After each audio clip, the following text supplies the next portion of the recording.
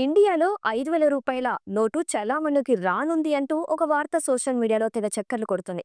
అయితే 2,000 నోటు పునరుద్ధరించిన నేపథ్యంలో ఈ వార్తకు కొంత బలం చేకూరిందనే చెప్పుకోవచ్చు.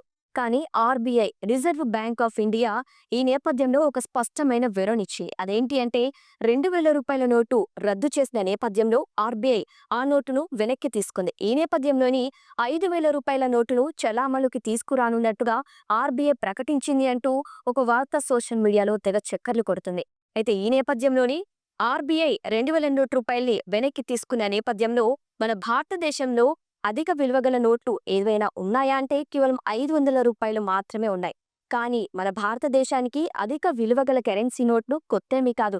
అదేంటి అంటే 1947లోనే 1000, 5,000, 10,000 నోట్లు చలామణిలో ఉండేవి. అంటే 1954లో 5,000 రూపాయల నోటు చలామణిలోకి రావటానికి ప్రవేశపెట్టారు. కానీ 1978లో అప్పటి మన ప్రధానమంత్రి మొరార్జీ దేశాయ్ నేతృత్వంలో పెద్ద నోట్లను పునరుద్ధరించాలని ప్రభుత్వం ప్రకటించింది. ఏ నేపథ్యంలోనే అప్పుడు ఈ అధిక విలువగల కరెన్సీ నోట్లను పునరుద్ధరించారు.